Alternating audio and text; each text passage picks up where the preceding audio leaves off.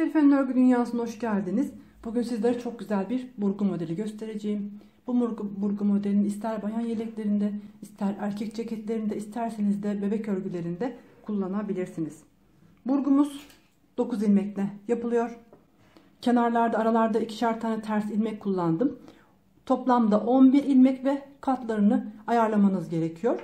11, 22, 33 şeklinde 11'in katlarını ayarlayıp en son 2 tane kenar ilmeği ilave etmelisiniz.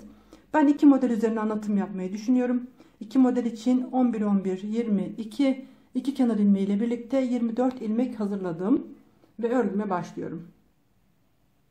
Şu anda örgümün ilk sırasındayım. Burası örgümüzün arka tarafı. Başlangıçtaki 2 ilmeği düz olarak örüyorum. Sonraki 9 ilmeğimi ters örüyorum.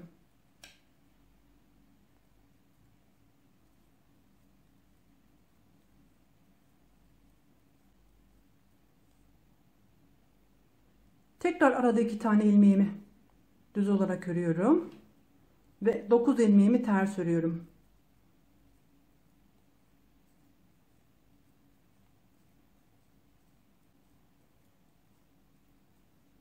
İki ilmek düz örerek arka sırada modelimi kurdum. Şu anda örgümün ön sırasındayım. Burası örgümün ikinci sırası. Bu sırada ilmeklerimi aynen örüyorum. Baştaki 2 ilmeğimi ters, sonraki 9 ilmeğimi düz olarak devam ediyorum.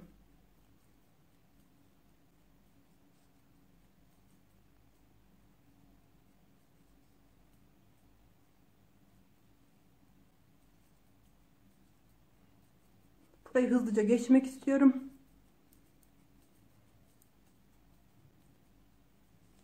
İlmekleri aynen örerek ön sırada modelimizi tamamlamış olduk. Şu anda örgümün arka sırasındayım. Burası örgümün 3. sırası. Baştaki 2 ilmeği düz, sonraki 9 ilmeği ters olarak örüyorum. Tekrar ilmekleri aynen oldukları gibi örerek 3. sırayı tamamlıyoruz.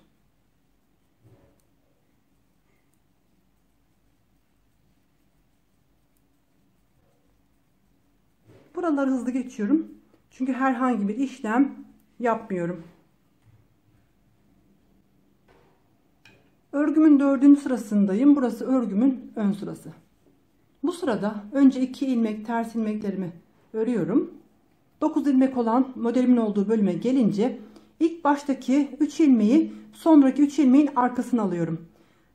Sondaki 3 ilmeği karıştırmıyorum. İlk baştaki 6 ilmeği burgu yapıyoruz. Bunun için 4, 5, 6 bu ilmekleri arka taraftan şişime alıyorum. Baştaki 3 ilmeğimi de diğer şişime alıyorum. Örgümün ön tarafından geçirerek bu 3 ilmeği diğer 3 ilmeğin arkasına almış oldum. Bu modelde 9 ilmek olan ilmeklerimizin ilk olarak 6 ilmeğini burgu yapıyoruz. Kenardaki ilmekleri içeriye alacak şekilde yer değiştiriyoruz. Sonrasında bu 6 ilmeği düz olarak örüyoruz. 3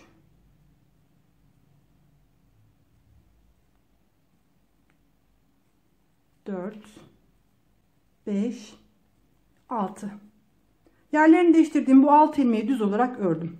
Şimdi içeriye geçirmiş olduğumuz 3 ilmeğimizi şişimize, diğer şişimize örmeden aktarıyoruz.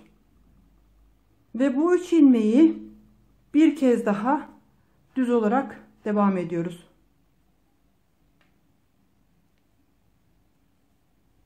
Tekrar şişimin sonundaki bu 3 ilmeği, yani iç kısmı almış olduğum bu 3 ilmeği, başta 3 ilmek var, sonda 3 ilmek var, burası tam ortada kalan 3 ilmek.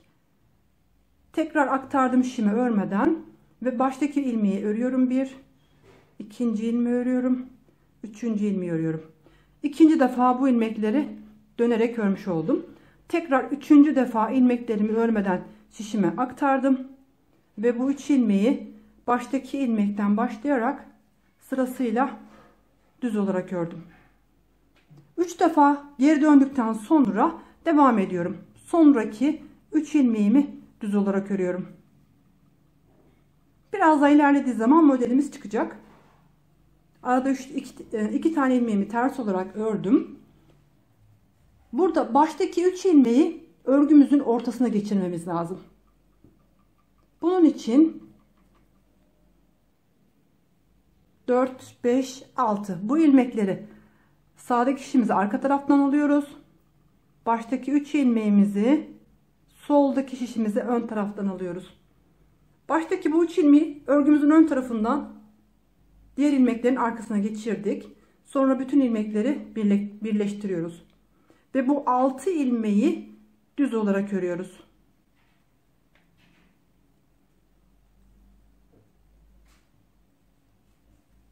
Bu 6 ilmeğin sondaki 3 tanesini şişimize örmeden tekrar sol şişimize aktarıyoruz.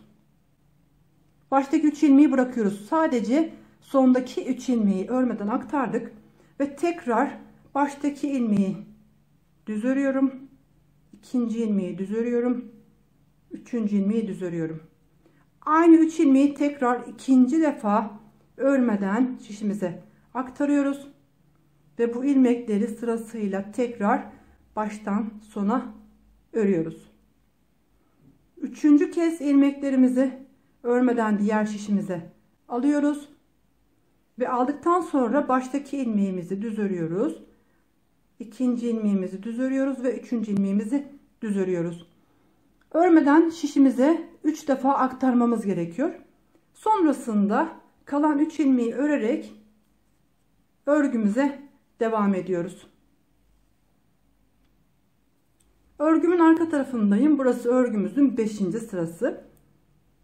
Baştaki 2 ilmeği düz örüyoruz. Sonraki 9 ilmeği ters olarak örüyoruz. Sıra boyunca ilmeklerimizi aynen oldukları gibi örüyoruz.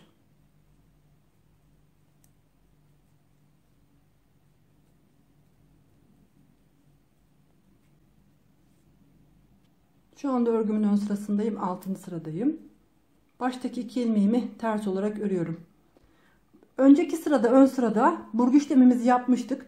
Bu sırada işlem yapmıyoruz. Sadece 9 ilmeği düz olarak örüyoruz.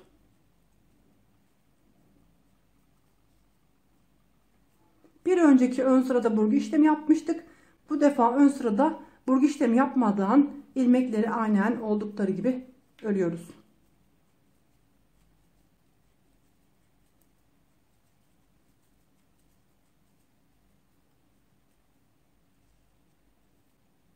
Örgümün arka tarafındayım. 7. sıradayım. İlmekleri bir kez daha aynen oldukları gibi sıra boyunca örüyorum.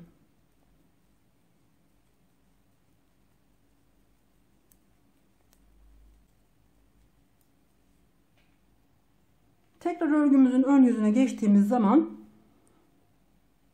bir sırada ön sırada modeli kurduk. Sonraki ön sırada ilmekleri sadece düz ördük. Tekrar 3. kez ön sıraya geçtiğimiz zaman ikinci burgu işlemini yapıyoruz. Baştaki 2 ilmeğimi ters olarak ördüm. Burada 9 ilmeğim var. Bu defa ilk önce sondaki 3 ilmeği işleme dahil etmeden düz örmüştük. Bu defa baştaki 3 ilmeği düz olarak örüyoruz. Son kalan 6 ilmeği burgu işlemi yapmamız lazım. Burada sondaki 3 ilmeği ön taraftan şişime alıyorum. Ve diğer ilmeklerin başına geçiriyorum. Dediğim gibi bu burgu modelinde her defasında iki kenardaki ilmekleri örgünün ortasına geçiriyoruz. Önce baştaki ilmekleri ortaya, sonra sondaki ilmekleri ortaya geçirerek bu şekilde devam ediyoruz. İlk baştaki 3 ilmeğimizi düz olarak örüyoruz. Sonraki 3 ilmeğe geçmeden bu ilmekleri, bu örmüş olduğumuz 3 ilmeği örmeden tekrar şişimize geri alıyoruz. Ve baştan başlayarak 1, 2 ve 3. ilmek olmak üzere düz örüyoruz. Aynı ilmekleri ikinci defa örmeden diğer şişimize aktarıyoruz. Ve bu 3 ilmeği tekrar sırasıyla düz olarak örüyoruz. 3. kez ilmeklerimizi örmeden diğer şişimize aktarıyoruz ve bu ilmekleri bir kez daha düz olarak örüyoruz. Devamındaki 3 ilmeği düz örerek modelimi tamamlamış oldum. Aradaki 2 ilmeğimizi ters olarak örüyoruz. İkinci modele geçtim. Başlangıçtaki 3 ilmeği düz ördüm. Burada sondaki 3 ilmeği örgünün içine almam lazım. Ortadaki 3 ilmeğin başına geçiriyorum. Ve bu 3 ilmeği, en baştaki 3 ilmeği düz örüyorum. Sonraki 3 ilmeği örmeden önce örmüş olduğum ilmekleri diğer şişime örmeden tekrar aktararak ilk baştaki ilmeğe gelmiş oldum. Bir kez daha ilmeklerimi düz örüyorum. Aynı ilmekleri ikinci kez örmeden diğer şişime alıyorum ve birinci ilmekten başlayarak bu 3 ilmeği bir kez daha düz örüyorum. Üçüncü kez ilmeklerimi örmeden diğer şişime aktarıyorum ve en baştaki ilmekten başlayarak bir kez daha bu ilmeklerimi düz örüyorum. Bunu 3 defa tekrarladıktan sonra kalan 3 ilmeğimizi düz örüyoruz ve 2 tane kenar ilmeğini örerek sıramızı tamamlamış oluyoruz. Şimdi burada örgünün arka tarafına geçmiş olduğumuz zaman ilk başlangıçtaki işlemleri tekrarlıyoruz.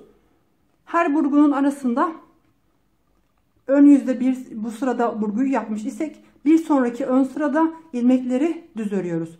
Ve sonraki ön sırada aynı şekilde başlangıçtaki burgu işlemini yaparak devam ediyoruz. Gördüğünüz gibi kabartmalı boyutlu duran bir burgu modeli. Bayan yeleği yapılıyor. Erkekler için de ön fermuarlı ceketlere çok yakışacaktır. Kazak da yapabilirsiniz. Bebek örgülerine de kullanabilirsiniz. Burası da örgümüzün arka tarafı. Bu model için başlangıçtaki lastik modelini haroşa şeklinde bir lastik kullanmayın. Burgu modeli toparlayan, hafif de olsa toparlayan yapıda bir modeldir. Altta haroşa gibi esneyen bir model olduğu zaman üst taraf toparlayacaktır ve kesinlikle güzel olmayacaktır. Bu şekilde bir lastik veya bir ters bir düz şeklinde bu tür bir lastik kullanmanızı tavsiye ederim. Herkese kolay gelsin.